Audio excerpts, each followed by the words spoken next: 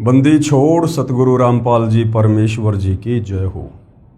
परमपिता परमात्मा सारी सृष्टि के रचनहार कुल मालिक असंख्य ब्रह्मांडों के स्वामी जगत गुरु तीनों लोकों में प्रवेश करके सबका धारण पोषण करने वाले राजाधिराज आत्माधार नाथों के नाथ देवों के देव महादेव सर्वेश्वर महेश्वर मृत्युंजय अजरो अमर आदि अनादि सनातनी प्रभु जगत पिता जगदीश्वर श्री श्री 1008 की उपाधि के वास्तविक अधिकारी अकाल मूर्त शब्द स्वरूपी राम वासुदेव सर्वगतम ब्रह्म परम पूज्य प्रथम पूज्य परम संत परम पुरुष परम धनी परम दयालु सत्य कबीर हक्का कबीर अल्लाहु कबीर अल्लाहु अकबर बाखबर अल्लाह ताला जगत के तारणहार जगत के मुक्तिदाता जगत के जगन्नाथ हारे के सहारे हिंदुओं के राम मुसलमानों के अल्लाह सिखों के वाहिगुरु ईसाइयों के मसीह दया के सागर दयानिधि करुणा के सागर करुणानिधि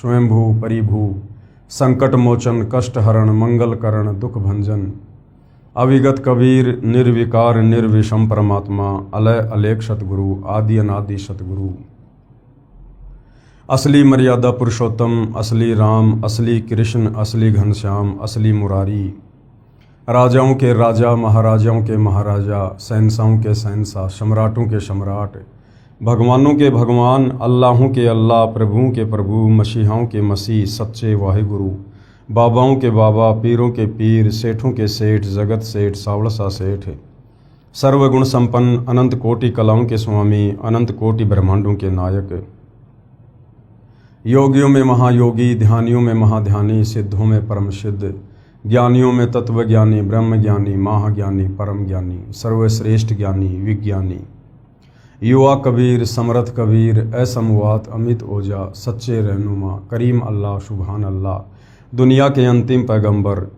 8 सितंबर 1951 से गांव धनाना जिला सोनीपत हरियाणा भारतवर्ष की पावन भूमि पे प्रकट रियल कल की भगवान श्री नारायण साकार हरि श्री बाबा साहेब नूर अनंत परमात्मा सच्चे दरवेश सच्चे बाखबर संत श्रोमणी सतगुरु रामपाल जी परमेश्वर जी के चरण कमल में आप और हम सभी भाई बहनों का अनंत कोटि दंडवत प्रणाम।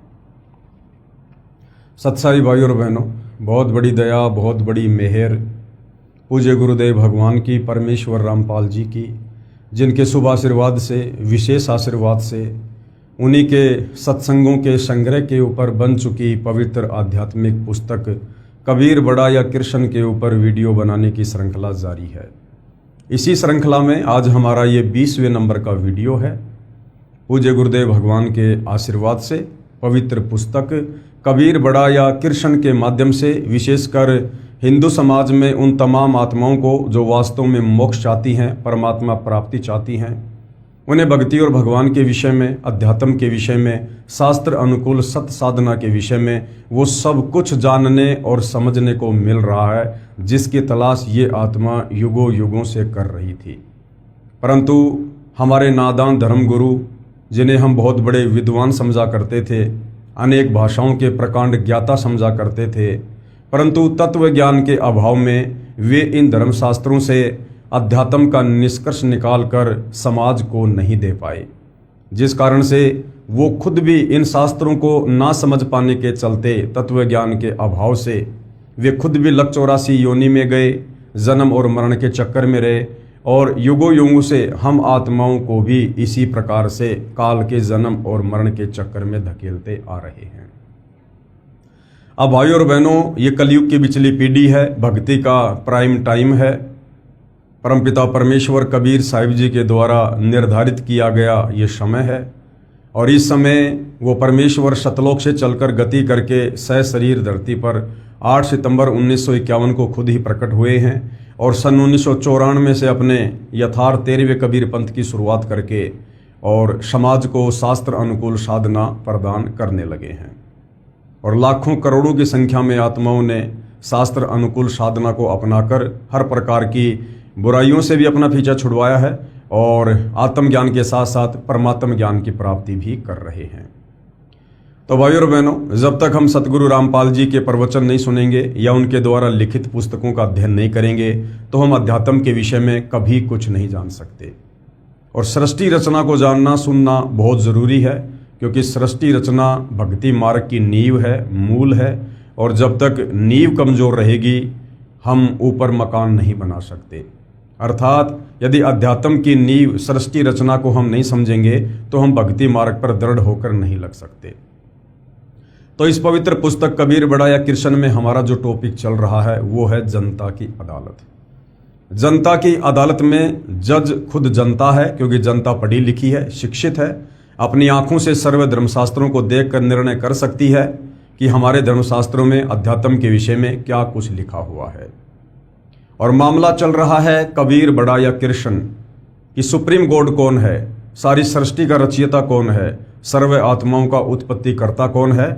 और गीता अध्याय 17 श्लोक नंबर 23 में जो ओम तत् सत 3 मंत्र हैं ये किस परमेश्वर के हैं। और गीता अध्याय 15 श्लोक नंबर 17 में जिस उत्तम पुरुष के विषय में बात की गई है कि उत्तम पुरुष है तू अन्य परमात्मा इति उदाहरते ये लोग तेरम अवश्य विवर्ति अव ईश्वरे। वो उत्तम परमेश्वर कौन है, सर्वोत्तम परमात्मा कौन है, सबसे सुप्रीम भगवान कौन है, जो तीनों लोकों में प्रवेश करके सबका धारण पोषण करता है।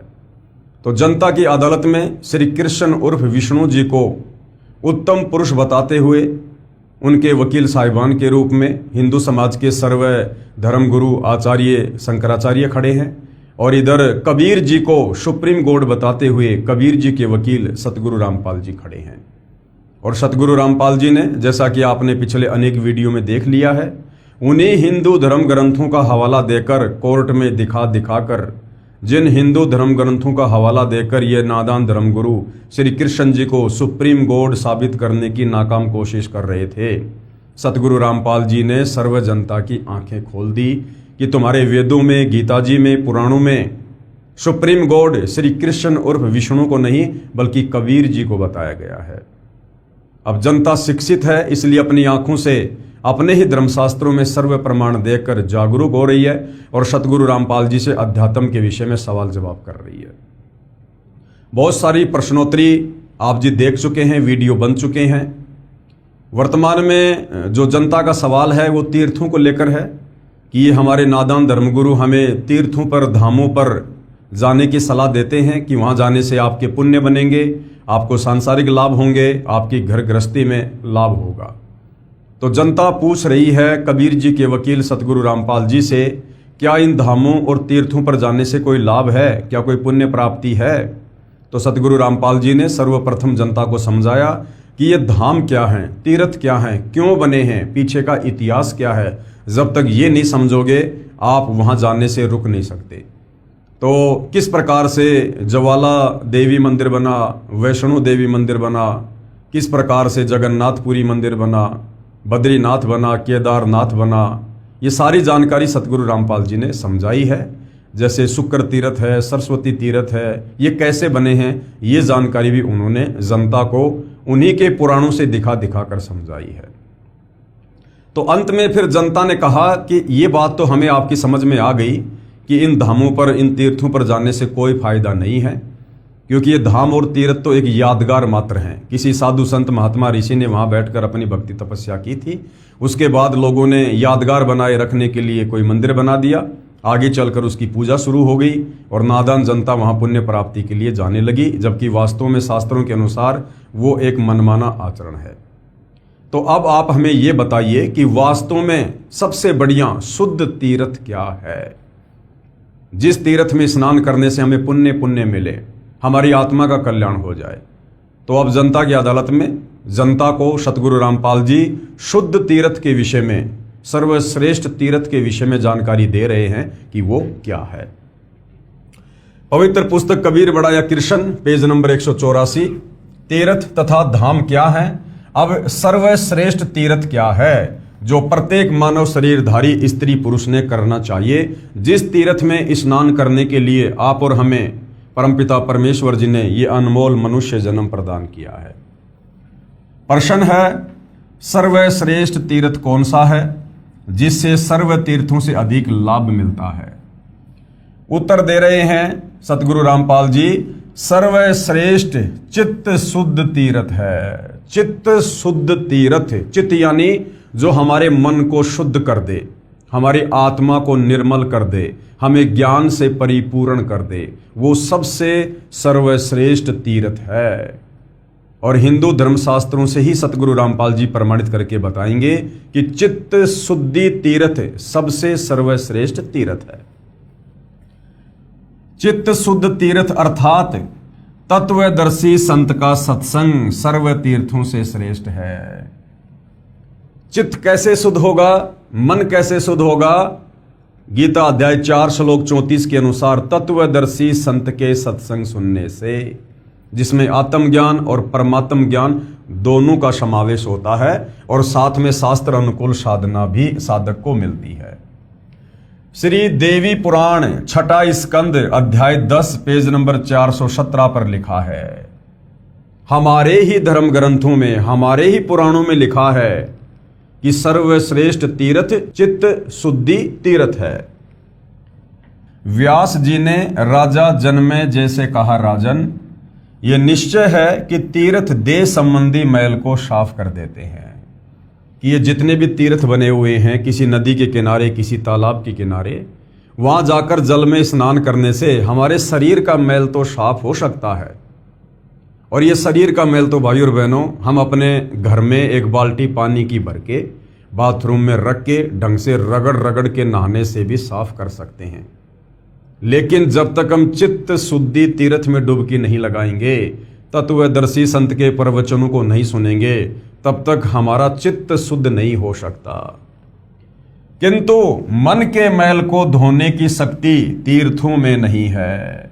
तीर्थ केवल शरीर के मैल को साफ कर सकते हैं, लेकिन मन में जो मैल है, जो पांचों विकारों वाला मैल जमा हुआ है, काम, क्रोध, मोह, लोभ, अहंकार, इसके उपरांत जो ये राग, द्वेष, ईर्ष्या, छल, कपट, मन मुटाव, धोखाधड़ी, चोरी, जारी, निंदा, चुगली, कपटबाजी, मिलावटखोरी, रिश्वतखोरी, काला बाजारी, ये जो तरह तरह के मैल हमारी आत्मा के ऊपर इस काल ने चिपका रखे हैं, ये तीर्थों के जल में नहाने से साफ नहीं हो सकते।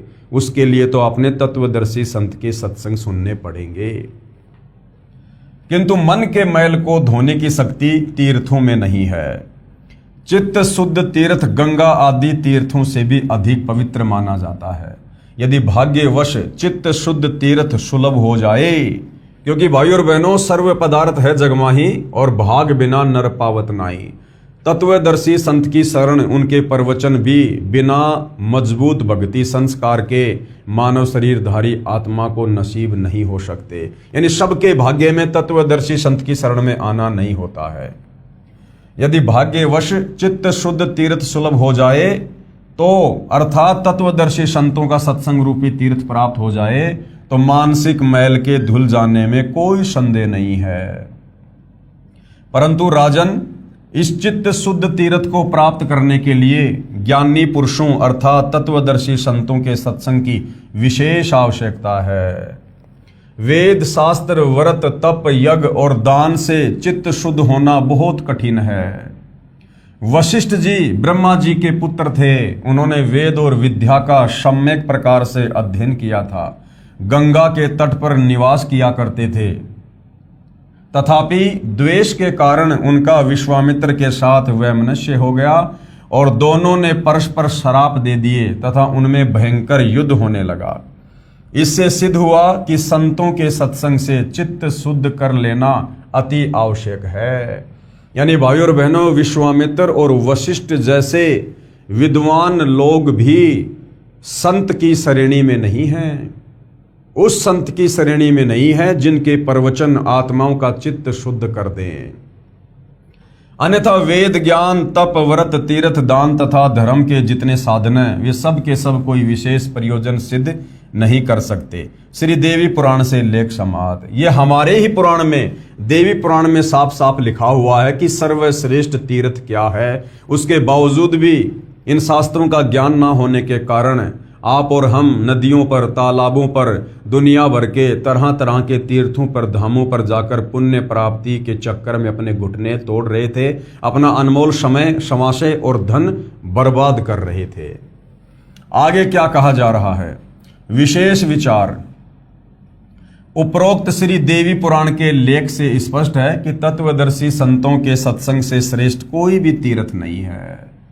अब भाई और बहनों, आप और हमारा परम सौभाग्य, हम जितने भी भाई बहन जगत गुरु तत्वदर्शी सतगुरु रामपाल जी की शरण में हैं और रोजाना उनके सत्संग सुनते हैं, अर्थात हम रोजाना चित्त शुद्धि तीर्थ में डुबकियां लगा रहे हैं और कई कई वर्षों से लगा रहे हैं। आप और हमारे लिए घर बैठे चित्त शुद्धि तीर्थ की व्यवस्था सतगुरु रामपाल जी ने कर रखी है तथा तत्व दृष्टा संत के बताए मार्ग से साधना करने से कल्याण संभव है। यानी सत्संग सुनने से तो हमारी आत्मा निर्मल होगी, हमारे विषय विकार छूटेंगे और फिर जब तत्वदर्शी संत से हम शास्त्र अनुकूल साधना प्राप्त करेंगे, भक्ति के यथार्थ मंत्र प्राप्त करेंगे, तीनों समय की आरती प्राप्त करेंगे, पांचों यज्ञ करेंगे, उसके बाद हमारी आत्मा का भी कल्याण होगा, अर्थात हमारा पूर्ण मोक्ष होगा। ये जन्म मरण का चक्कर सदा सदा के लिए समाप्त हो जाएगा। तीर्थ व्रत तप दान आदि व्यर्थ प्रयत्न है। यानी जब तक आपको तत्वदर्शी संत की शरण प्राप्त नहीं है तब तक आप कितने तीर्थों पर जाइए, कितने व्रत कीजिए, कितना घोर आप जी तप कीजिए, कितना दान और पुण्य कीजिए, ये सब व्यर्थ है। व्यर्थ का मतलब आपको इसका फल परमेश्वर अवश्य देगा, लेकिन आपको मनुष्य जन्म नहीं मिलेगा। आपको अन्य योनियों में, गधे की योनि में, कुत्ते की योनि में या अन्य किसी योनि में आपको उसका फल मिल जाएगा, परंतु आपको मनुष्य शरीर जो बेहद अनमोल है, परमात्मा प्राप्ति के लिए मिलता है, ये आपको पुनः जल्दी से नसीब नहीं होगा। तत्वदर्शी संत के अभाव के कारण केवल चारों वेदों में वर्णित भक्ति विद्या से पूर्ण मोक्ष लाभ नहीं है। यानी तत्वदर्शी संत की शरण नहीं है तो चाहे आप चारों वेदों को पढ़ लीजिए, चारों वेदों के अनुसार साधना कर लीजिए, फिर भी आपकी पूर्ण मुक्ति नहीं है। कबीर परमेश्वर जी ने कहा है, सतगुरु बिन वेद पढ़े जो प्राणी, यानी जो तत्वदर्शी संत होता है उसकी शरण में आए बिना यदि हम वेदों को पढ़ेंगे तो हम वेदों के सार को नहीं समझ पाएंगे। वेद हमें किस भक्ति की ओर संकेत कर रहे हैं, कौन सा मंत्र जाप करने का संकेत कर रहे हैं, हम नहीं समझ पाएंगे। सतगुरु बिन वेद पढ़े जो प्राणी, समझे न सार रहे अज्ञानी।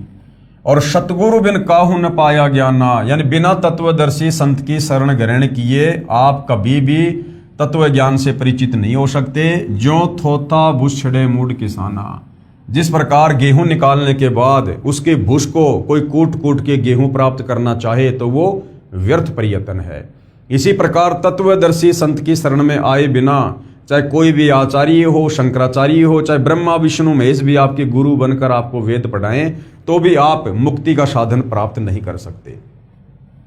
68 तीर्थ ब्रह्म ब्रह्म आवे, सब फल सतगुरु चरणा पावे। जो 68 प्रकार के तीर्थ हमारे नादान धर्म गुरुओं ने हिंदू श्रद्धालुओं को बता रखा है कि वहां जाने से पुण्य मिलेगा, मोक्ष होगा, आप उन 68 तीर्थों पर कितना ही भटक लीजिए, पूरी जिंदगी भटक लीजिए, जब तक आप तत्वदर्शी संत की शरण में नहीं आएंगे और शास्त्र अनुकूल साधना नहीं करेंगे आपकी मुक्ति लाख जन्म भी नहीं है। कबीर तीर्थ कर कर जग मुआ, उड़े पानी नहाए, सत नाम जपा नहीं काल घसीटे जाए। यानी बिना सच्चे नाम के जाप के लोग तीर्थों पर जा जाकर और अपना जीवन बर्बाद कर दिया, लेकिन उनको आत्म कल्याण की राह नसीब नहीं हुई। सूक्ष्म वेद अर्थात तत्व ज्ञान में कहा है कि 68 तीर्थ ब्रह्म ब्रह्म आवे, 100 फल सतगुरु चरणा पावे। गंगा यमुना बद्री समेते, जगन्नाथ धाम है जेते, बर में फल प्राप्त होए न जेतो, गुरु सेवा में फल पावे ते। तो ये जितने भी प्रकार के तीर्थ हैं, गंगा यमुना बद्रीनाथ जगन्नाथ, इन सभी तीर्थों पर धक्के खाने से हमें कोई पुण्य कोई लाभ नहीं है, और जो लाभ आप इन तीर्थों पर जाकर प्राप्त नहीं कर सकते उससे असंख्य गुना ज्यादा लाभ घर बैठे यदि आप तत्वदर्शी संत की शरण में है तो उनके द्वारा बताई गई भक्ति साधना करने से और उनकी सेवा करने से आप जी प्राप्त कर लेते हैं। कोटिक तीर्थ सब कर आवे, चाहे आप करोड़ों तीर्थ कर लो और गुरु जी के चरणों में फल तुरंत ही पावे। तत्वदर्शी संत के चरणों में आपको करोड़ों तीर्थों से भी ज्यादा फल प्रतिदिन नसीब होता है। सतगुरु मिले तो अगम बतावे, सच्चा सतगुरु ही हमें मोक्ष की राह बताएगा, आगे का रास्ता सतलोक का रास्ता बताएगा। और जम की आंच ताई नहीं आवे, और हमारे भाग्य में जो काल कर्म लिखे हुए थे, जो संकट आने थे हमारे प्रारब्ध के अनुसार, सच्चे सतगुरु तत्वदर्शी संत की शरण में आने के बाद उनका नाश हो जाता है। भक्ति मुक्ति को पंथ बतावे, सच्ची भक्ति देगा और फिर मुक्ति भी देगा, और बुरो होण को पंथ छुड़ावे। और जिस बुराई के रास्ते पे हम चल रहे थे अज्ञानता के चलते, उसको भी सच्चा सतगुरु अपने सत्संग सुनाकर दूर करवाएगा। सतगुरु भक्ति मुक्ति के दानी, और सतगुरु बिना न छूटे खानी। सतगुरु के बिना 184 योनियां नहीं छूट सकती है, और सतगुरु ही आकर भक्ति दान करता है और मुक्ति की राह बताता है। सतगुरु गुरु सुर तरु सुर धेनु समाना, यानी जो सच्चा सतगुरु होता है, तत्वदर्शी संत होता है, वो स्वर्ग में जो कल्प वृक्ष है और कामधेनु है, जिसके पास में जाने से सर्व मनोकामना पूर्ण हो जाती है, सच्चा सतगुरु उससे भी कहीं ज्यादा लाभदायक है। और पावे चरण मुक्ति परवाना। सरलार्थ, पूर्ण परमात्मा द्वारा दिए तत्व ज्ञान यानी सूक्ष्म वेद में कहा है कि तीर्थों और धामों पर जाने से कोई पुण्य लाभ नहीं है। असली तीर्थ सतगुरु यानी तत्वदर्शी संत का सत्संग सुनने जाना है। असली तीर्थ क्या है? जब आप तत्वदर्शी संत के सत्संग सुनने के लिए अपने घर से चलते हो तो समझो आप दुनिया के सर्वश्रेष्ठ तीर्थ में स्नान करने जा रहे हो, सत्संग सुनने जा रहे हो। जहां तत्वदर्शी संत का सत्संग होता है वह सर्वश्रेष्ठ तीर्थ तथा धाम है। इसी कथन का साक्षी संक्षिप्त श्रीमद् देवी भागवत महापुराण भी है। उसमें छठे स्कंद के अध्याय 10 में लिखा है कि सर्वश्रेष्ठ तीर्थ तो चित्त शुद्ध तीर्थ है। श्रीमद् देवी भागवत महापुराण यानी देवी पुराण में लिखा है कि सर्वश्रेष्ठ तीर्थ क्या है? चित्त शुद्धि तीर्थ। जहां तत्वदर्शी संत का सत्संग चल रहा है उसके अध्यात्म ज्ञान से चित्त की शुद्धि होती है। शास्त्रोक्त अध्यात्म ज्ञान तथा शास्त्रोक्त भक्ति विधि का ज्ञान होता है। अब जैसे आप जी इस पवित्र पुस्तक कबीर बड़ा या कृष्ण के ऊपर वीडियो देख रहे हैं तो समझो आप जी चित्त शुद्धि तीर्थ में स्नान कर रहे हो। ये दुनिया का सबसे सर्वश्रेष्ठ तीर्थ है। चाहे आप सतगुरु रामपाल जी के प्रवचन सुन लीजिए, चाहे उनकी पुस्तकों का अध्ययन कर लीजिए, या उनकी पुस्तकों को यदि कोई पढ़ा रहा हो, ज्ञान बता रहा हो, या आपस में तत्वदर्शी संत की कोई ज्ञान चर्चा हो रही हो और आप सुन रहे हैं तो समझ लीजिए आप चित्त शुद्धि तीर्थ में स्नान कर रहे हैं, जिससे जीव का कल्याण होता है। क्योंकि सत्संग सुनने से हमें ज्ञान होगा कि मनुष्य जन्म क्यों मिला है और हमें क्या करना चाहिए। अन्य तीर्थ मात्र भ्रम है। वहां जाने से केवल हम अपने समय का और धन का दुरुपयोग करेंगे। हम काल के द्वारा जो भ्रमणाएं फैलाई जा चुकी हैं अध्यात्म को लेकर, हम उससे बाहर नहीं निकल सकते। इसी पुराण में लिखा है यानी श्रीमद् देवी भागवत महापुराण में लिखा है कि सतगुरु रूप तीर्थ मिलना अति दुर्लभ है। सूक्ष्म वेद में बताया है कि सतगुरु तो कल्प वृक्ष तथा कामधेनु के समान है।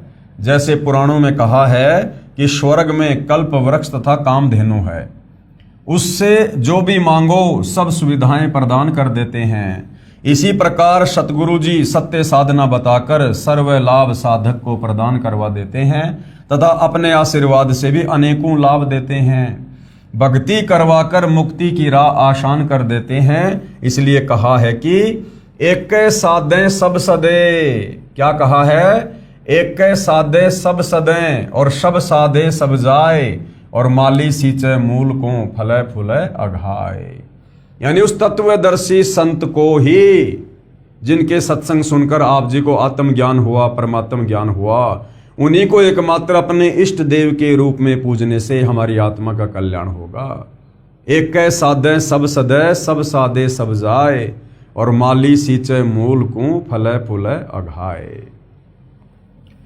गुरुदेव ने क्या अर्थ किया है? शब्दार्थ, एक सतगुरु रूप तीर्थ पर जाने से सब लाभ मिल जाता है। सब तीर्थों धामों व अन्य अंधश्रद्धा भक्ति से सब लाभ समाप्त हो जाते हैं। जैसे आम के पौधे की एक जड़ की सिंचाई करने से पौधा विकसित होकर पेड़ बनकर बहुत फल देता है, यदि पौधे को उल्टा करके जमीन में गड्ढे में शाखाओं की ओर से रोपकर शाखाओं की सिंचाई करेंगे तो पौधा नष्ट हो जाता है, कोई लाभ नहीं मिलता है। इसलिए एक सतगुरु रूप तीर्थ पर जाने से सर्व लाभ मिल जाता है। जैसा कि संक्षिप्त श्रीमद् देवी भागवत महापुराण में लिखा है कि सतगुरु रूप तीर्थ मिलना अति दुर्लभ है, परंतु आप जी को सतगुरु रूप तीर्थ अति सुलभ है। क्यों? क्योंकि वर्तमान में वो सतगुरु, वो तत्वदर्शी संत गीता अध्याय 4 श्लोक 34 वाला जो कंप्लीट सृष्टि रचना को जानता है, जो वास्तव में पूर्ण मोक्ष की विधि जानता है, गीता अध्याय 17 श्लोक 23 में पूर्ण परमेश्वर की प्राप्ति के जो 3 मंत्र हैं, ओम तत् सत, जिसे उसके रहस्य का पता, उसके भेद का पता है, वो तत्वदर्शी संत वर्तमान में धरती पर सतगुरु रामपाल जी हैं। इसलिए वर्तमान में इस पृथ्वी पर जितने भी मानव शरीरधारी प्राणी हैं, ये उनका परम सौभाग्य है कि उनको चित्त शुद्धि तीर्थ सुलभ है। और परमेश्वर ने सोशल मीडिया दे रखी है, घर बैठे आप जेब से मोबाइल निकालकर रोजाना सतगुरु रामपाल जी के सत्संग सुनकर चित्त शुद्धि तीर्थ में डुबकी लगा सकते हैं। यह दास यानी गुरुदेव अपने लिए कह रहे हैं कि विश्व में एकमात्र सतगुरु यानी तत्वदर्शी संत है। आओ और सत्य भक्ति प्राप्त करके जीवन सफल बनाओ। आप जी को फिर ध्यान दिला दूं कि गीता शास्त्र का ज्ञान चारों वेदों ऋग्वेद, यजुर्वेद, सामवेद तथा अथर्ववेद का सारांश है। यानी जो पवित्र गीता जी है वो चारों वेदों का निष्कर्ष है, उनका सार रूप है, संक्षिप्त रूप है। वेदों का ज्ञान पूर्ण परमात्मा यानी परम अक्षर ब्रह्म का दिया हुआ है, यानी कबीर परमेश्वर जी का दिया हुआ है इस काल को, अक्षर पुरुष को, जो काल ब्रह्म के अंतःकरण में डाला गया था। काल ब्रह्म के श्वासों द्वारा उसके शरीर से बाहर आया था, जिसका कुछ अंश काल ब्रह्म ने जानबूझकर समाप्त कर दिया था। यानी जो ज्ञान परमपिता परमेश्वर जी ने, कबीर देव जी ने इस काल ब्रह्म को दिया था, यहाँ 21 ब्रह्मांड में आने के बाद जब समय अनुसार इसकी श्वासों से वेद बाहर प्रकट हुए, जब इसने वेदों को पढ़ा तो पता चला कि इसमें तो भैया तेरे विषय में बहुत कुछ लिखा हुआ है।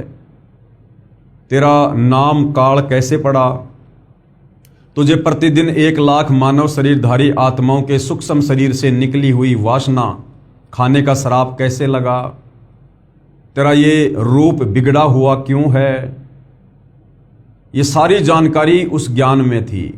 तो इसने जल्दबाजी में उस ज्ञान को नष्ट कर दिया जो इसके पाखंड की पोल खोल रहा था, और बाकी का ज्ञान इसने समुद्र मंथन के माध्यम से श्री ब्रह्मा जी को, जो इसका सबसे बड़ा बेटा है, यानी ब्रह्मा विष्णु महेश इस काल ब्रह्म के ज्योति निरंजन के बेटे हैं, तो इसने समुद्र मंथन में वो ज्ञान ब्रह्मा जी को प्रदान कर दिया। ब्रह्मा जी ने उस ज्ञान को पढ़ा, लेकिन तत्व ज्ञान के अभाव में, तत्वदर्शी संत के अभाव में ब्रह्मा जी निष्कर्ष नहीं निकाल पाए। और जैसा ब्रह्मा जी को समझ में आया, ब्रह्मा जी ने आगे अपने वंशज ब्राह्मणों को, धर्म गुरुओं को देना शुरू कर दिया।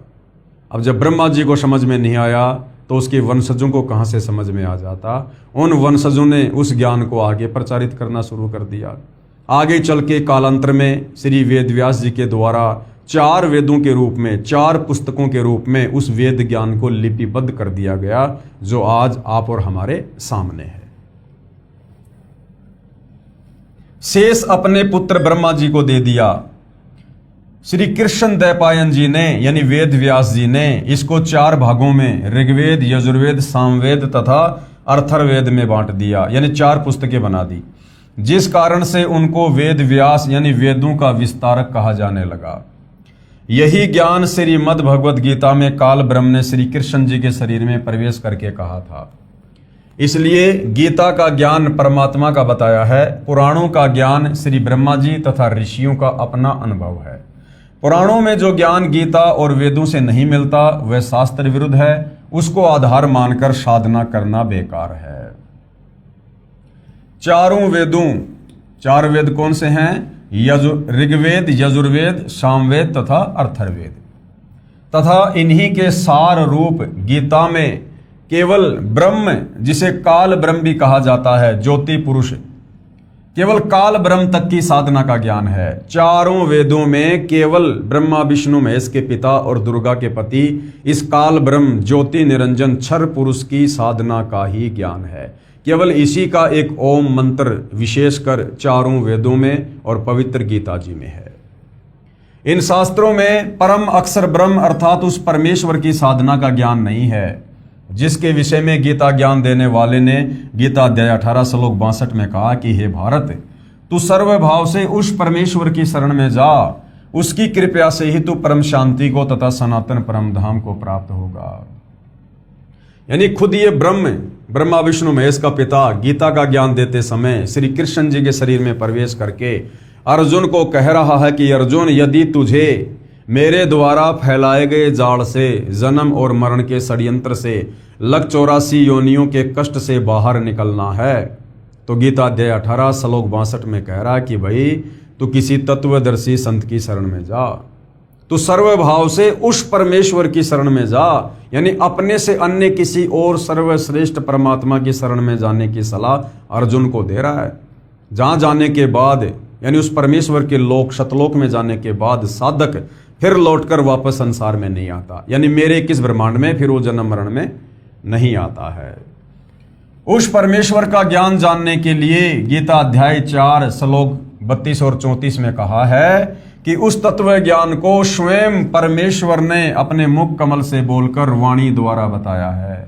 वह तत्वदर्शी संतों के पास जाकर समझ कि भैया वो कंप्लीट ज्ञान अर्जुन मेरे पास भी नहीं है। यानी गीता ज्ञानदाता ने हाथ खड़े कर दिए। जिस गीता ज्ञानदाता को हिंदू समाज सर्वश्रेष्ठ ज्ञानी और भगवान मानकर पूज रहा है, श्री कृष्ण और विष्णु को, उसने भी हाथ खड़े कर दिए कि भैया उस सर्वश्रेष्ठ परमात्मा की प्राप्ति का और उसके सतलोक में जाने का कंप्लीट ज्ञान मुझे भी नहीं है। उसके लिए अर्जुन तो किसी तत्वदर्शी संत की खोज कर। गीता अध्याय 4 श्लोक 32 और 34। इससे सिद्ध है कि गीता में न तो ये ज्ञान है कि वह परमेश्वर कौन है तथा न उसकी प्राप्ति की साधना का वर्णन है, परंतु गीता का ज्ञान अपने स्तर का सत्य ज्ञान है। जैसे 10वीं कक्षा तक का सिलेबस है वह उस स्तर का तो सत्य है, परंतु BA तथा MA का नहीं है। वह सूक्ष्म वेद यानी तत्व ज्ञान में है। जो ज्ञान चारों वेदों में और पवित्र गीता जी में नहीं है, उस परमपिता परमेश्वर सारी सृष्टि के सर्जनहार सबके धारण पोषण करता कबीर परमेश्वर के विषय में, वो ज्ञान 5वें वेद सूक्ष्म वेद में है। वो ज्ञान तत्व ज्ञान में है और वो तत्व ज्ञान तत्वदर्शी संत के पास है। सूक्ष्म वेद 5वां संपूर्ण वेद है, जिसमें गीता वेदों व पुराणों वाला ज्ञान भी है जो इनमें नहीं है, वह ज्ञान भी है। वर्तमान में सूक्ष्म वेद का संपूर्ण ज्ञान विश्व में मेरे यानी लेखक के अलावा किसी को नहीं है। यानी वर्तमान में ये कोई भाई और बहनों अतिशोक्ति नहीं है। वर्तमान में सतगुरु रामपाल जी के अलावा इस पूरी पृथ्वी पर छोड़िए, इस पूरे 21 ब्रह्मांड में किसी को तत्व ज्ञान की छींट नहीं है।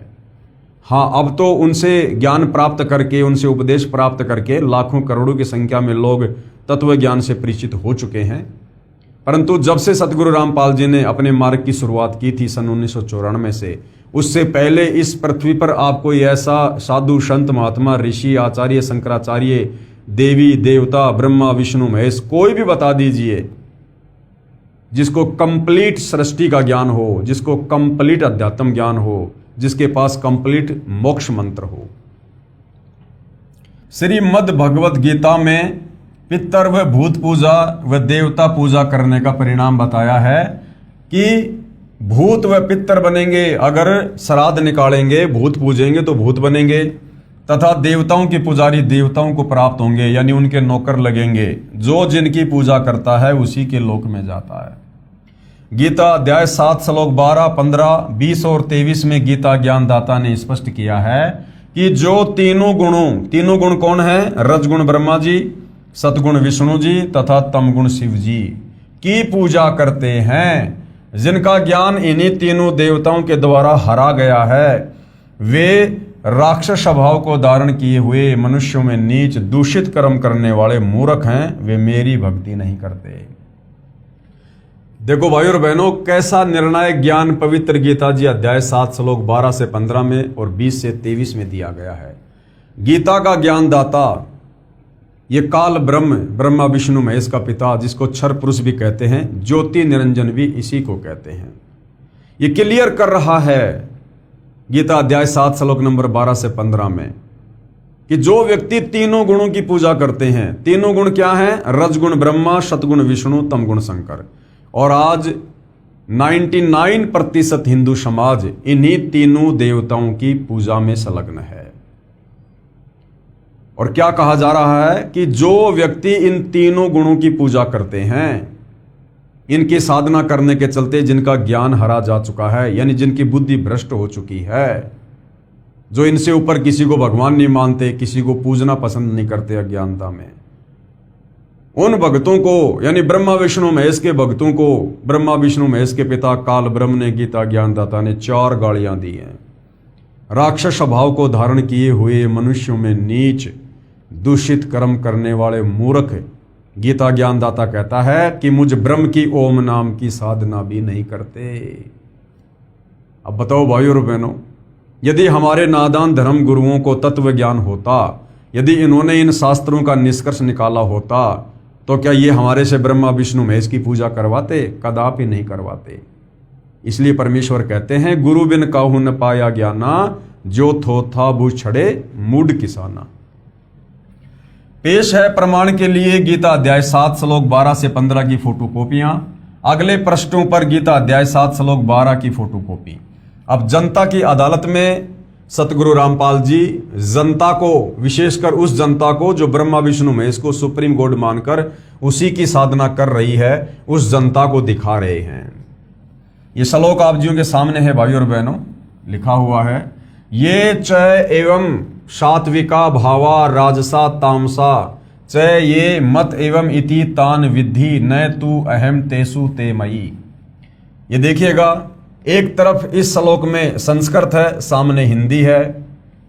और भी जो सत्व गुण से उत्पन्न होने वाले भाव और जो रजोगुण से तथा तमोगुण से उत्पन्न होने वाले भाव हैं, उन सबको तू मुझसे ही होने वाले ऐसा जान, परंतु वास्तव में उनमें मैं और वे मुझ में नहीं हैं। ये काल ब्रह्म, ब्रह्मा विष्णु महेश का पिता क्या कह रहा है कि ब्रह्मा विष्णु महेश जो एक एक गुण से युक्त हैं और उनके द्वारा जो भी कार्य हो रहे हैं, यानी ब्रह्मा जी के रजोगुण के माध्यम से जीव बाई फोर्स दबाव में आकर संतान उत्पत्ति करते हैं। विष्णु जी के सतोगुण के प्रभाव से आपस में मोह ममता में बंधे हुए हैं और शंकर जी के तमोगुण के प्रभाव से राग द्वेष ईर्ष्या लड़ाई झगड़ा मार पिटाई मुकदमेबाजी, ये जो भी कुछ उन तीनों गुणों से हो रहा है, उसका निमित्त करता, उसका मूल कारण मैं काल ब्रह्म हूं, क्योंकि मैंने ही इनको एक एक गुण से युक्त कर रखा है और मैंने ही अपने स्वार्थ के लिए, अपने भोजन के लिए, जो मुझे प्रतिदिन 1 लाख जीव खाने पड़ते हैं तपस्या पर भून भून कर, मैंने अपने भोजन की व्यवस्था के लिए इन तीनों पुत्रों को एक एक गुण से युक्त करके और आप लोगों को जो है इस प्रकार से फांस रखा है। कहने का मतलब है कि जो भी कुछ ब्रह्मा विष्णु महेश के माध्यम से हो रहा है, उसका मूल कारण मैं ही हूं, लेकिन ये मुझ में नहीं और मैं इसमें नहीं, यानी मैं इनसे अलग रहता हूं, इनको एक एक गुण से युक्त करके। गीता अध्याय 7 श्लोक 12 का भावार्थ यह है कि गीता ज्ञान देने वाला काल ब्रह्म ज्योति निरंजन काल है। इसको श्रापवश 1 लाख मानव स्त्री पुरुष खाने होते हैं। उसके लिए इसने अपने तीनों पुत्रों को गुण युक्त उत्पन्न किया है। रजगुण युक्त ब्रह्मा जी, सतगुण युक्त विष्णु जी तथा तमगुण युक्त शिव जी को अपनी पत्नी श्री देवी दुर्गा के गर्भ से उत्पन्न किया है। गीता जी अध्याय 14 श्लोक नंबर 3 और 4 इसका प्रमाण है। ब्रह्मा जी के रजगुण के प्रभाव से प्रभावित सब प्राणी भोग विलास करके संतान उत्पत्ति करते हैं। विष्णु जी के सतगुण के प्रभाव से प्रभावित होकर सब प्राणी एक दूसरे से मोह ममता के कारण जकड़े हुए हैं। जैसे पिता का संतान से मोह, माता का संतान से मोह, बच्चों का माता पिता से मोह, संपत्ति से मोह, यानी विष्णु जी से निकल रहा सतगुण का प्रभाव सब जीवों को एक दूसरे से बांध के रखता है। इसे स्थिति स्थापित करना कहा है। शिवजी के तमगुण के प्रभाव से युद्ध होते हैं, हजारों लाखों सैनिक मारे जाते हैं, आपसी कलह झगड़े होते हैं। तीनों देवता श्री ब्रह्मा जी, श्री विष्णु जी तथा श्री शिव जी काल ब्रह्म के खाने के लिए व्यवस्था करते हैं। अधिक जानकारी सृष्टि रचना इसी पुस्तक के पेज नंबर 389 पर हम आगे पढ़ेंगे। इसलिए गीता अध्याय 7 श्लोक 12 में गीता ज्ञानदाता ने कहा है कि रजगुण ब्रह्मा से, सतगुण विष्णु से तथा तमगुण शिव से जो भी कुछ हो रहा है उन सब को तू मुझसे ही होने वाला जान। यानी मूल कारण मैं काल ब्रह्म हूं जो बाई फोर्स ब्रह्मा विष्णु महेश के माध्यम से करवा रहा हूं। यानी सब मेरी योजना के अनुसार हो रहा है, परंतु मैं उनमें नहीं और वे मुझ में नहीं, क्योंकि काल ब्रह्म ये ब्रह्म लोक में गुप्त रहता है, उस तक किसी की पहुंच नहीं है। इसलिए कहा है कि मैं उनमें नहीं और वे मुझ में नहीं। प्रमाण के लिए पेश है गीता अध्याय 7 श्लोक 13 की फोटोकॉपी। त्रिभी गुणमय भावे एभि सर्वम इदम जगत मोहितम न अभिजानाति माम एभे परम अव्यम। क्या कहा गया है? गुणों के कार्य रूप सात्विक, राजस और तामस, इन तीनों प्रकार के भावों से ये सारा संसार प्राणी समुदाय मोहित हो रहा है। इसलिए इन तीनों गुणों से परे मुझ अविनाशी को नहीं जानता। ये काल ब्रह्म कह रहा है कि ये सारा संसार तीनों गुणों के प्रभाव से प्रभावित हो रहा है।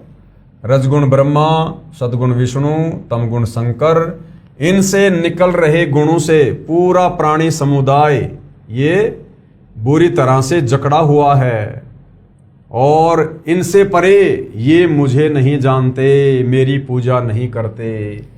अध्याय 7 श्लोक 13 का भावार्थ है कि गीता ज्ञानदाता ने कहा है कि जो थोड़ी राहत ये देवता अपने साधक को देते हैं उसी के कारण सारा प्राणी समुदाय यानी जगत इन्हीं पर मोहित हो रहा है। इन तीनों गुणों देवताओं से परे मुझ अविनाशी को नहीं जानता, यानी मेरी पूजा के महत्व से अपरिचित हैं। इन तीनों देवताओं का जाल मेरे से उत्पन्न है। ये मेरी माया बड़ी दुस्तर है। जो पुरुष केवल मुझको भजते हैं वे इस माया यानी तीनों देवताओं का उल्लंघन कर जाते हैं, यानी इनकी भक्ति नहीं करते, इनके पास न जाकर मेरे ब्रह्मलोक में चले जाते हैं। इसके कहने का मतलब है यदि ब्रह्मा विष्णु महेश की पूजा को त्याग कर अगर मुझ काल ब्रह्म की ओम नाम की साधना की जाए तो मैं आपको लंबे समय के लिए ब्रह्मलोक में रहने के लिए जगह दे देता हूँ। और भाइयों और बहनों, इस काल की ओम नाम की साधना करके जो साधक इसके ब्रह्मलोक में जाते हैं, जो 21 ब्रह्मांड की सर्वश्रेष्ठ उपलब्धि है, वो कितने दिन रहेंगे वहां पर? केवल 1 कल्प तक। और 1 कल्प का समय गुरुदेव ने कितना बताया? ब्रह्मा जी का 1 दिन, यानी 1008 चतुर्युग तक आप जी ओम नाम की साधना करके आप इस काल के ब्रह्मलोक में रह सकते हो, केवल ब्रह्मा जी के 1 दिन तक। उसके बाद फिर आपको नीचे पटका जाएगा गीता अध्याय 8 श्लोक 16 के अनुसार कि ब्रह्मलोक पर्यंत सर्वलोक पुनरावर्ती में है, यानी ब्रह्मलोक में गया हुआ साधक भी वापस जन्म और मरण में आता है, लक 84 में जाता है, तपतशिला का कष्ट भोगता है, नरक की यातना सहन करता है। पेश है प्रमाण के लिए गीता अध्याय 7 श्लोक 14 की फोटोकॉपी। देवी ही ऐसा गुणमयी मम माया दुरत्या माम एवं ये परपदंते मायाम एताम तरंती ते। क्या कहा गया है? क्योंकि यह अलौकिक अर्थात अति अद्भुत त्रिगुणीमयी मेरी माया, यानी ये ब्रह्मा विष्णु महेश के माध्यम से जो पूरे संसार को जकड़े हुए है, ये त्रिगुणीमयी माया ये बड़ी दुस्तर है, यानी बड़ी खतरनाक है। परंतु जो पुरुष यानी जो भगत केवल मुझको ही निरंतर भजते हैं, यानी ओम नाम की साधना करते हैं, काल को भजते हैं, वे इस माया को उल्लंघन कर जाते हैं, अर्थात संसार से तर जाते हैं। यहां पर तर जाने का मतलब ये नहीं है कि उनका मोक्ष हो जाता है। ब्रह्मा विष्णु महेश की साधना से थोड़ा सा उत्तम लाभ वो काल की साधना करके ब्रह्मलोक में जाके प्राप्त कर सकते हैं। बस गीता अध्याय 7 श्लोक 15 में गीता बोलने वाला काल ब्रह्म ने कहा है कि जिनकी बुद्धि इन तीनों देवताओं से आगे नहीं चलती, कि ब्रह्मा विष्णु महेश से भी आगे कोई भगवान है, कोई परमात्मा है, कोई भक्ति है, जो ये सुनना और जानना पसंद नहीं करते हैं, जिनकी बुद्धि इन तीनों गुणों के द्वारा हरी जा चुकी है, जिनका ज्ञान इस त्रिगुणमयी माया यानी रजगुण ब्रह्मा, सतगुण विष्णु तथा तमगुण शिव के द्वारा हरा जा चुका है, यानी जो इन्हीं की भक्ति करते हैं वे राक्षस स्वभाव को धारण किए हुए मनुष्यों में नीच दूषित कर्म करने वाले मूर्ख लोग मुझको यानी गीता ज्ञान दाता काल ब्रह्म को भी नहीं भजते। कहाँ प्रमाण है? प्रमाण के लिए पेश है गीता अध्याय 7 श्लोक 15 की फोटोकॉपी। नए माम दुष्कृतिन मूढ़ा प्रबदन्ते नराधमा मायमा अपहेत ज्ञाना आशुरम भावम आश्रिता। माया के द्वारा यानी ब्रह्मा विष्णु महेश की भक्ति के द्वारा, वो त्रिगुणी माया रजगुण सतगुण तमगुण के द्वारा जिनका ज्ञान हरा जा चुका है, ऐसे आशुर स्वभाव को धारण किए हुए मनुष्यों में नीच दूषित कर्म करने वाले मूढ़ लोग मुझको नहीं भजते। इसी संबंध में कुछ घटनाएं पेश हैं, यानी गीता अध्याय 7 श्लोक 12 से 15 में गीता ज्ञानदाता काल ब्रह्म ने अपने तीनों पुत्रों रजगुण ब्रह्मा, सतगुण विष्णु और तमगुण शंकर की भक्ति पूजा करने वालों को जो 4 गालियां दी हैं, राक्षस स्वभाव को धारण किए हुए मनुष्यों में नीच दूषित कर्म करने वाले मूर्ख, ऐसा क्यों कहा है उसके विषय में कुछ उदाहरण पेश किए जा रहे हैं कि ब्रह्मा विष्णु महेश के साधकों की क्या स्थिति है। रजगुण ब्रह्मा के उपासकों का चरित्र यानी श्री ब्रह्मा जी की भक्ति करने वाले भक्तों का चरित्र। एक हिरण्यकशिपु ब्राह्मण राजा था, किसी कारण उसको भगवान विष्णु यानी सतगुण से ईर्ष्या हो गई। उस राजा ने रजगुण ब्रह्मा जी देवता को भक्ति करके प्रसन्न किया। ब्रह्मा जी ने कहा कि पुजारी मांगो, क्या मांगना चाहते हो? हिरण्यकशिपु ने मांगा कि सुबह मरूं न शाम मरूं, बाहर मरूं न भीतर मरूं, दिन मरूं न रात मरूं, 12 मास में ना मरूं, न आकाश में मरूं न धरती पर मरूं, न मानव से मरूं न पशु पक्षी से मरूं। ब्रह्मा जी ने कहा तथास्तु। ब्रह्मा जी ने वरदान दे दिया। इसके पश्चात हिरण्यकशिपु ने अपने आप को अमर मान लिया कि मैं तो अमर हो गया, और अपना नाम जाप करने को कहने लगा। पूरी नगरी में सबको आदेश दे दिया कि भैया मेरा नाम जपो, विष्णु का नाम जाप करना छोड़ दो। हिरण्यकशिपु हिरण्यकशिपु ये नाम जाप करना है, क्योंकि वो विष्णु जी का दुश्मन था। जो विष्णु का नाम जपता उसको मार देता। उसका पुत्र प्रहलाद विष्णु जी की भक्ति करता था, उसको कितना सताया था। यानी गुरुदेव भगवान ने बताया कि हिरण्यकशिपु ने अपने 8-10 वर्षीय पुत्र भगत प्रहलाद को 84 प्रकार की यातनाएं दी थी भयंकर। कभी पहाड़ से नीचे गिराया, कभी सर्पों के बीच में डाल दिया, कभी तेल के कड़ाहे में डाल दिया, कभी जल्लादों से मरवाने का प्रयास किया। इस प्रकार की 84 प्रकार की यातना दी, लेकिन पूर्व जन्मों की भक्ति से मजबूत भक्ति संस्कारों के कारण और कबीर परमेश्वर का हंस होने के कारण वो हिरण्यकशिपु भगत प्रहलाद के विश्वास को तोड़ नहीं पाया और अंत में कुत्ते वाली दुर्गति को प्राप्त हुआ। उसका पुत्र प्रहलाद विष्णु जी की भक्ति करता था, उसको कितना सताया था। हे धर्मदास, यानी धर्मदास जी को कबीर परमात्मा जिंदा बाबा के रूप में बता रहे हैं कि हे धर्मदास, कथा से तो आप परिचित हैं। भावार्थ है कि रजगुण ब्रह्मा का भगत हिरण्यकशिपु राक्षस कहलाया, कुत्ते वाली मौत मारा गया। राक्षस स्वभाव को धारण किए हुए मनुष्यों में नीच दूषित कर्म करने वाले मूर्ख, ये 4 गालियां इसलिए ब्रह्मा विष्णु महेश के पुजारियों को दी गई है क्योंकि ये लोग कोई भी उल्टा कार्य करने से पीछे नहीं हटते। रावण तथा भस्मासुर की कथा, जो तमगुण श्री शंकर जी की पूजा करते थे। अब तमगुण श्री शंकर जी के पुजारियों की क्या हालत है, इसलिए 4 गालियां दी गई हैं। तमगुण शिव जी के उपासकों का चरित्र। लंका के राजा रावण ने तमगुण शिव की भक्ति की थी। उसने अपनी शक्ति से 33 करोड़ देवताओं को कैद कर रखा था। फिर देवी सीता का अपहरण कर लिया। उसका क्या हाल हुआ आप सब जानते हैं। तमगुण शिव का उपासक रावण राक्षस कहलाया, सर्वनाश हुआ और निंदा का पात्र बना। इसलिए गीता अध्याय 7 श्लोक 12 से 15 में ब्रह्मा विष्णु महेश की पूजा करने वालों को राक्षस स्वभाव धारण किया हुआ कहा गया है। अन्य उदाहरण दिए जा रहे हैं। आप जी को भस्मासुर की कथा का ज्ञान तो है ही। भगवान शिव यानी तमोगुण की भक्ति भस्मागिरी करता था।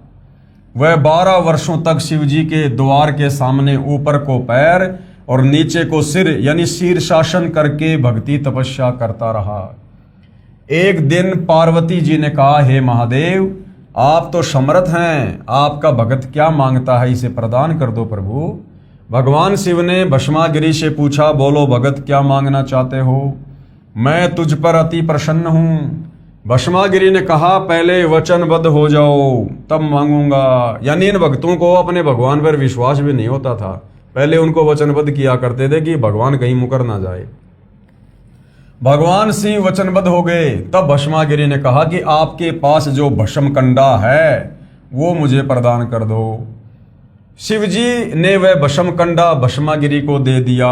अब वो भस्म कंडा भस्म कड़ा क्या था? शंकर जी अपने हाथ में एक वो कड़ा पहना करते थे। उसकी क्या खासियत थी?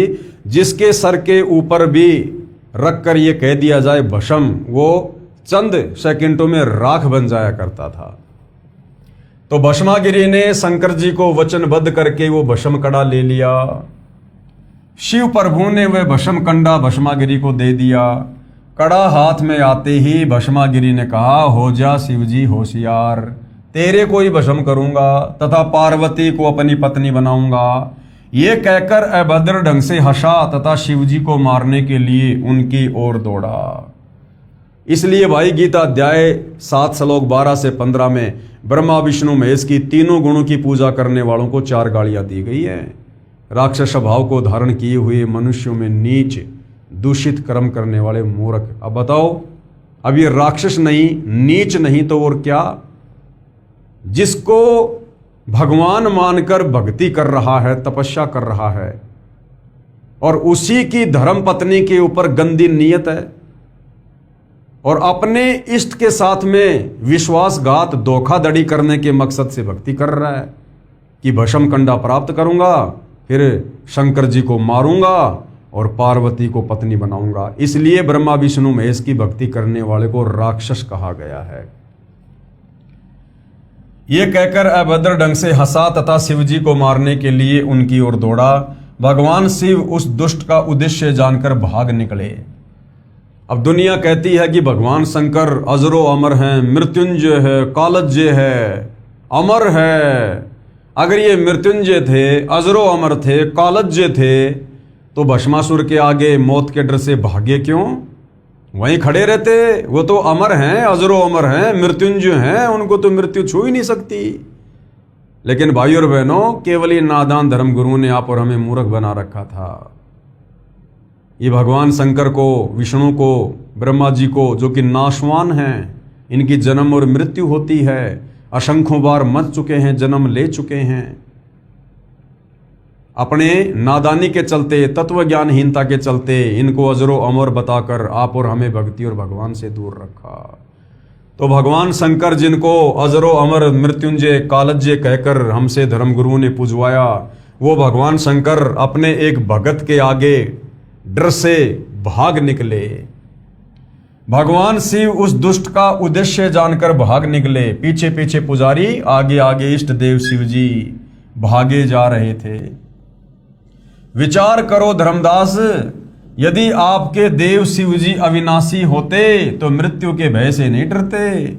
आप इनको अविनाशी कहा करते थे। आप इन्हें अंतर्यामी भी कहते थे। यदि भगवान शिव अंतर्यामी होते तो पहले ही भस्मागिरी के मन के गंदे विचार जान जाते। इससे सिद्ध हुआ कि ये तो अंतर्यामी भी नहीं है, अविनाशी तो बहुत दूर की बात है। जिस समय भगवान शिव जी आगे आगे और भस्मागिरी पीछे पीछे भागे जा रहे थे, उस समय भगवान शिव ने अपनी रक्षा के लिए परमेश्वर को पुकारा, क्योंकि ये ब्रह्मा विष्णु महेश भी जीव संज्ञा में है, ये भी परमेश्वर की आत्मा है। और जब इनके ऊपर कोई विशेष आपत्ति आती है, ये भी अपनी अंतरात्मा से परमेश्वर को पुकारते हैं। उस समय परम अक्षर ब्रह्म जी पार्वती का रूप बनाकर, यानी लोकवेद के आधार से धर्मगुरुओं ने कह रखा कि भाई विष्णु जी आ गए वहां पर पार्वती का रूप बनाकर। वो विष्णु कौन था? वो गीता अध्याय 15 श्लोक नंबर 17 वाला विष्णु था, जो तीनों लोकों में प्रवेश करके सबका धारण पोषण करता है। परम अक्षर ब्रह्म कबीर देव, उन्होंने अपने भगत की पुकार सुनकर भस्मासुर से बचाने के लिए और विष्णु रूप धारण किया और उसके बाद पार्वती रूप में कन्वर्ट हुए।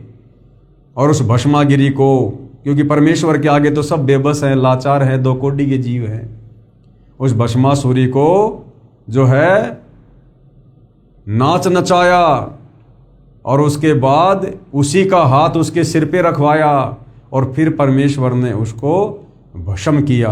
अब परमेश्वर चाहते तो बिना नाच नचाए, बिना वो जिस हाथ में कड़ा था उसके सिर पर रखवाए, वैसे भी उसको भस्म कर सकते थे। लेकिन विष्णु जी को परमेश्वर ने महिमा देनी थी इस भक्ति काल तक, इसलिए विष्णु जी किस प्रकार से मार सकते थे, उसी विधि से उन्होंने जो है भस्मागिरी को खत्म किया। जिस समय भगवान शिव जी आगे आगे और भस्मागिरी पीछे पीछे भागे जा रहे थे, उस समय भगवान शिव ने अपनी रक्षा के लिए परमेश्वर को पुकारा। उसी समय परम अक्षर ब्रह्म जी यानी कबीर देव पार्वती का रूप बनाकर भस्मागिरी दुष्ट के सामने खड़े हो गए तथा कहा, हे भस्मागिरी आ मेरे पास बैठ। भस्मागिरी को पता था कि अब शिव जी निकट स्थान पर नहीं रुकेंगे। भस्मागिरी तो पार्वती के लिए ही तो सर्व उपद्रव कर रहा था। हे धर्मदास, आपको सर्व कथा का पता है। पार्वती रूप में परमात्मा जी ने भस्मागिरी को गंडहस्त नाच नचाकर भस्म किया। तमोगुण शिव का पुजारी भस्मागिरी अपने गंदे कर्म से फिर भस्मासुर अर्थात भस्मा राक्षस कहलाया। भक्ति करता था तो भस्मागिरी नाम था, और भक्ति के बाद उसने जब ऐसा उपद्रव किया, राक्षस वाला काम किया, तो भस्मागिरी का नाम फिर क्या पड़ा? भस्मासुर, यानी भस्मा असुर राक्षस। इसलिए इन तीनों देवों के पुजारियों को राक्षस स्वभाव को धारण किए हुए मनुष्यों में नीच दूषित कर्म करने वाले मूर्ख कहा है। अब भाई और बहनों, आज भी वो स्थिति है, यानी भस्मागिरी जैसों ने, कंस जैसों ने, रावण जैसों ने, हिरण्यकश्यप जैसों ने अपने इस तरह की बदमाशियां की, उपद्रव किए, जैसी उनमें योग्यता थी, सिद्धियां थी। वर्तमान कलयुग का समय है, भक्ति किसी के पास है नहीं, इसलिए ब्रह्मा विष्णु महेश के पुजारी वर्तमान में अपने अपने हिसाब से उपद्रव कर रहे हैं। ब्रह्मा विष्णु महेश की पूजा भी करते हैं, व्रत भी करते हैं, और उसके बाद चोरी, जारी, निंदा, चुगली, ठगी, व्यभिचार, रिश्वतखोरी, मिलावटखोरी, काला बाजारी, सारे उल्टे काम करते हैं। इसलिए ब्रह्मा विष्णु महेश की पूजा करने वाले को हमारे पवित्र शास्त्र गीता जी अध्याय 7 श्लोक 12 से 15 में 4 गालियां दी हैं। उसके बाद एक उदाहरण और दिया जा रहा है ब्रह्मा विष्णु महेश के पुजारियों के उपद्रव का, इनके राक्षस स्वभाव का। हरिद्वार में साधुओं का कत्लेआम। अब सतगुण श्री विष्णु जी के पुजारियों की कथा सुनाता हूं। एक समय हरिद्वार में हर की पौड़ियों पर कुंभ का मेला लगा। उस अवसर पर तीनों गुणों के उपासक यानी ब्रह्मा विष्णु महेश के पुजारी अपने अपने समुदाय में एकत्रित हो जाते हैं। गिरि, पुरी, नागा, नाथ ये भगवान तमोगुण शिव के उपासक होते हैं तथा वैष्णव सतगुणों भगवान विष्णु के उपासक होते हैं। हर की पौड़ियों पर प्रथम स्नान करने पर 2 समुदायों नागा तथा वैष्णवों का झगड़ा हो गया। लगभग 25,000 ये त्रिगुण रजगुण ब्रह्मा, सतगुण विष्णु तथा तमगुण शिव के पुजारी लड़कर मर गए, कत्लेआम कर दिया। तलवारों, छुरों, कटारी से एक दूसरे की जान ले ली। और किस बात को लेकर? केवल प्रथम स्नान को लेकर। शंकर जी के पुजारी बोले पहले हम नहाएंगे, विष्णु जी के पुजारी बोले पहले हम नहाएंगे। इसी बात को लेकर 25,000 साधु आपस में लड़ लड़ के मर गए। गंगा जी का पानी लाल कर दिया। अब बताओ भाई और बहनों, ब्रह्मा विष्णु महेश के पुजारियों को ये गीता ज्ञानदाता 4 गालियां ना दे तो क्या इनके गले में माला पहनाकर सम्मानित करे। इसलिए इनको राक्षस स्वभाव को धारण किए हुए मनुष्यों में नीच, दूषित, कर्म, मूर्ख कहा गया है। और यही कारण है, आज देखिए ब्रह्मा विष्णु महेश की पूजा करते करते भी हिंदू समाज में आप जाइए पुलिस स्टेशन में कितनी FIR मिलेंगी, आप जाइए कोर्ट में कितने मुकदमे मिलेंगे, राग द्वेष ईर्ष्या में आकर लड़ाई झगड़ा मार पिटाई, छोटी छोटी बातों को लेकर, जमीन को लेकर, मकान को लेकर, धोखाधड़ी को लेकर दुनिया भर के मुकदमे दर्ज हैं। इसलिए इनको राक्षस स्वभाव को धारण किए हुए मनुष्यों में नीच और दूषित कर्म करने वाले मूर्खों की संज्ञा दी है। तो सूक्ष्म वेद में यानी आदरणीय गरीबदास जी की वाणी में क्या लिखा गया है? तीर तुपक तलवार कटारी जमधड़ जोर बधावे हैं, हर पैड़ी हर हेत नहीं जाण्या वहां जहां तेग चलावे हैं। काटे शीस नहीं दिल करुणा ये जग में साध कहावे हैं, और जो जन इनके दर्शन को जावे उनको भी नरक पठावे हैं। हे धर्मदास, उपरोक्त सत्य घटनाओं से सिद्ध हुआ कि रजगुण ब्रह्मा जी, सतगुण विष्णु जी तथा तमगुण शिव जी की पूजा करने वालों को गीता अध्याय 7 श्लोक 12 से 15 में राक्षस स्वभाव को धारण किए हुए मनुष्यों में नीच, दूषित कर्म करने वाले मूर्ख कहा है। परमेश्वर जिंदा जी के मुख कमल से उपरोक्त कथा सुनकर धर्मदास जी का सिर फटने को हो गया। धर्मदास जी मथुरा गए हुए थे, वहां कबीर परमात्मा जिंदा बाबा के रूप में मिले और धर्मदास जी को ज्ञान समझा रहे हैं कि धर्मदास तू किस विष्णु की साधना कर रहा है, ये तो शतोगुण युक्त है, ये काल का पुत्र है, और इसकी पूजा करने के लिए खुद गीता में अध्याय 7 श्लोक 12 से 15 में मना किया है। तो ये सारी सत्य कथा सुनकर, जो कथाएं धर्मदास जी ने अपने गुरु रूपदास से पहले ही सुन रखी थी, पुस्तकों में पुराणों में कथाएं पढ़ रखी थी, लेकिन तत्वदर्शी संत की शरण में आए बिना इन कथाओं को समझने वाली बुद्धि ओन नहीं होती। तो जब खुद तत्वदर्शी संत यानी कबीर परमेश्वर जी जिंदा बाबा रूप में कथा सुना रहे थे तो धर्मदास जी की बुद्धि से काल दूर हो गया था और धर्मदास जी को सारी बातें बिल्कुल एज इट इज समझ में आने लगी और ये सारी कथाएं सुनकर उनका सिर फटने को हो गया, चक्कर आने लगे। हिम्मत करके धर्मदास बोला, हे प्रभु, आपने तो मुझ ज्ञान के अंधे को आंखें दे दी दाता।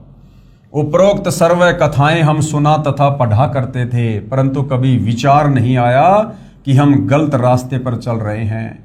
आपका सौ बार धन्यवाद, आप जी ने मुझ पापी को नरक से निकाल दिया प्रभु, और उसी नरक से वर्तमान में सतगुरु रामपाल जी पूरे विश्व को बाहर निकालने के लिए पुनः धरती पर प्रकट हुए हैं।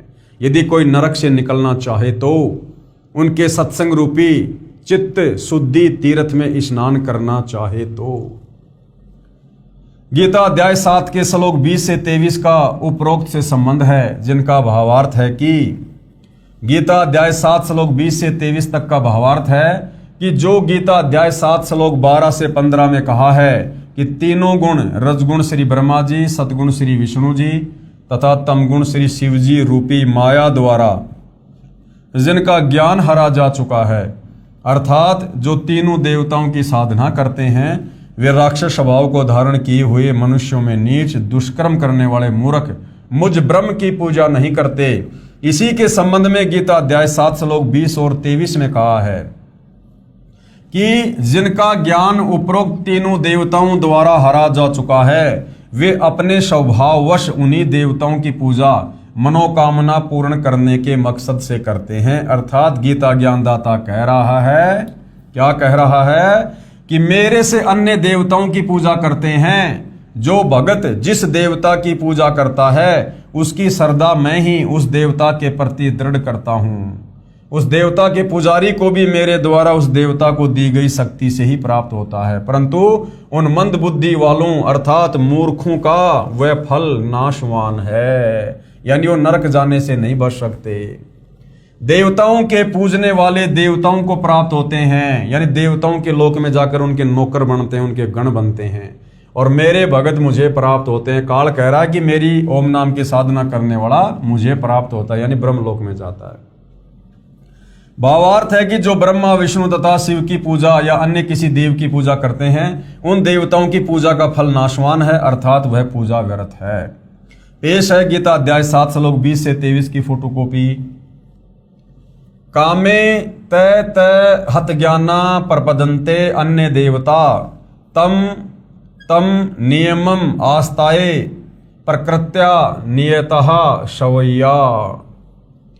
उन भोगों की कामना द्वारा जिनका ज्ञान हरा जा चुका है, वे लोग अपने स्वभाव से प्रेरित होकर उस नियम को धारण करके अन्य देवताओं को भजते हैं अर्थात पूजते हैं। गीता अध्याय 7 श्लोक 21 की फोटोकॉपी। ये याम याम तनुम भक्तय श्रद्धा अर्चितुम इच्छति तस्से तस्से अचलाम श्रद्धाम ताम एवं विदधामि अहम। जो सकाम भगत जिस जिस देवता के स्वरूप को श्रद्धा से पूजना चाहता है, उस भगत की श्रद्धा को मैं उसी देवता के प्रति स्थिर करता हूं। यानी जिसके जैसे संस्कार हैं, जिसके पास जितने पुण्य हैं, उस आधार से उन लोगों को इन नीचे के देवी देवताओं की भक्ति में भी मैं काल ही लगाता हूं। गीता अध्याय 7 श्लोक नंबर 22 की फोटोकॉपी। स तया श्रद्धा युक्त तस्य आराधनम इहते लभते च तत्कामान मया एवं विहितान ही तान। वह पुरुष यानी वो भगत उस श्रद्धा से युक्त होकर उस देवता का पूजन करता है और उस देवता से मेरे द्वारा ही विधान किए हुए उन इच्छित भोगों को निसंदेह प्राप्त करता है। यानी जिस प्रकार कोई किसी सरपंच के साथ में बहुत अच्छे संबंध रखता है, या एक गांव का सरपंच जो लाभ गांव वालों को दे सकता है, तो उस प्रांत का मुख्यमंत्री ये कह सकता है कि उस सरपंच से मिलने वाला लाभ भी मेरे द्वारा ही दिया जाता है। यानी वो सरपंच अपनी तरफ से एक फूटी कोड़ी भी गांव वालों को नहीं दे सकता। सरपंच को ऊपर से मिलता है, स्टेट से मिलता है, जिस कारण से वो आगे वितरित करता है। इसी प्रकार ये देवी देवता अपनी जेब से किसी को फूटी कोड़ी का लाभ नहीं दे सकते। इन देवताओं को भी एक पैकेज बना के दिया जाता है काल ब्रह्म के द्वारा कि जो तुम्हारी पूजा करेंगे उनको तुम केवल इतना ही फल या लाभ दे सकते हो। तो ये काल ब्रह्म कह रहा कि जो इन देवी देवताओं की भी पूजा करते हैं ना, और जो थोड़ा बहुत लाभ ये प्राप्त करते हैं, वो लाभ भी मेरे द्वारा ही पैकेज बना के दिया जाता है। गीता अध्याय 7 श्लोक 23 की फोटोकॉपी। अंतवत तु फलम तेषाम तत् भवति अल्पमेध साम देवान देव यज यान्ति मध्यका यान्ति माम अपि। परंतु उन अल्प बुद्धि वालों का वह फल नाशवान है तथा वे देवताओं को पूजने वाले देवताओं को प्राप्त होते हैं और मेरे भगत चाहे जैसे ही भजें अंत में मुझको ही प्राप्त होते हैं। अब भाइयों और बहनों, गीता में ब्रह्म काल की भक्ति भी अनुत्तम अर्थात घटिया कही गई है। हिंदुओं का पवित्र शास्त्र गीता जी जो चारों वेदों का निष्कर्ष रूप है, सार रूप है, संक्षिप्त रूप है, यानी चारों वेदों को आम व्यक्ति नहीं पढ़ सकता है, इसलिए चारों वेदों का सार महाभारत के युद्ध के दौरान इस काल ब्रह्म ने श्री कृष्ण जी के शरीर में प्रवेश करके अर्जुन को शॉर्ट में बता दिया। आगे चलकर श्री वेद व्यास जी के द्वारा उसको गीता रूप ग्रंथ में लिपिबद्ध कर दिया गया, जो आज आप और हमारे कर कमलों में है। तो इस पवित्र गीता जी में जो ना केवल हिंदुओं का अपितु पूरे विश्व के मानव समाज का सर्वश्रेष्ठ ग्रंथ है, क्योंकि जिस समय भाइयों और बहनों धरती पर कोई भी धर्म नहीं था, उस समय ये वेद थे और इन वेदों के अनुसार ही सभी साधना करते थे। द्वापर युग तक भी जब ये गीता का ज्ञान बोला गया, धरती पर कोई धर्म अलग से नहीं था, हिंदू मुस्लिम सिख ईसाई कोई धर्म नहीं था। आगे चलकर यानी लगभग 3-3.5 वर्षों में इन सारे धर्मों का जन्म काल प्रेरणा से हुआ है। आप और हमें भक्ति में उलझाए रखने के लिए, आप और हमें पाखंड पूजा में उलझाए रखने के लिए, अपने अपने धर्म को, जातियों को, संप्रदाय को, समुदाय को सर्वश्रेष्ठ समझकर, और जब वो तत्वदर्शी संत धरती पर प्रकट हो तो उस समय कोई उसकी बात ना माने और अपने अपने धर्म अपनी अपनी पुस्तकों और ज्ञान को सर्वश्रेष्ठ मानकर उसी अज्ञान में उलझे रहे। तो ये काल का सुनियोजित षड्यंत्र था। तो इसी पवित्र गीता जी में जो चारों वेदों का सार है, इसमें इस काल ब्रह्म की यानी गीता का ज्ञान देने वाले की, ब्रह्मा विष्णु महेश के पिता की जो ओम नाम की साधना है, गीता अध्याय 8 श्लोक 13, ओम इति एक अक्षर ब्रह्म व्यवहारण माम अनुशमरण ये प्रयाति तजन देहम सयाति परमाम गतम। यानी चारों वेदों में और गीता जी में जो ओम नाम की साधना है काल ब्रह्म की, वो साधना भी व्यर्थ है, बेकार है, घटिया है, अनुतमाम है। ये काल ब्रह्म खुद गीता अध्याय 7 श्लोक 18 में कह रहा कि अर्जुन मेरी साधना भी अनुत्तम है, घटिया है। मेरी साधना से, ओम नाम की साधना से भी साधक पूर्णतया जन्म मरण से मुक्त नहीं हो जाता। लक 84 योनि में जाने से, गधा कुत्तर सुअर बनने से, नरक भोगने से नहीं बच सकता।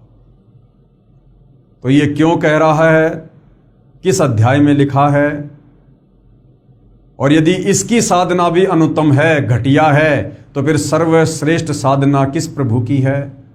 इन तमाम बातों की जानकारी जनता की अदालत में कबीर जी के वकील सतगुरु रामपाल जी दे रहे हैं, और इस विषय को हम अगले वीडियो में देखेंगे। क्योंकि भाइयों और बहनों, सदियों से उलझा हुआ यह आध्यात्मिक ज्ञान है, और अभी तक हमें जो भी धर्मगुरु मिला केवल हमारे को शास्त्र विरुद्ध साधना बताने वाला ही मिला। और इस अज्ञान को एक से नहीं, दो से नहीं, सैकड़ों धर्मगुरुओं के मुख से, कथाओं के माध्यम से, पुस्तकों के माध्यम से सुनने के चलते हमारे अंतःकरण में अज्ञान जमा हो चुका है। इस अज्ञान को मिटाने के लिए आप और हमने चित्त शुद्धि तीर्थ में डुबकी लगानी ही पड़ेगी। तत्वदर्शी संत सतगुरु रामपाल जी के सत्संग सुनने पड़ेंगे, उनके द्वारा लिखित पुस्तकों को पढ़ना पड़ेगा, तब जाकर ये अज्ञान धीरे धीरे छूटेगा। तो नेक्स्ट टॉपिक में जनता की अदालत में इस विषय पर हम चर्चा करेंगे कि गीता ज्ञानदाता काल ब्रह्म भी अपनी ओम नाम की साधना को घटिया क्यों बता रहा है।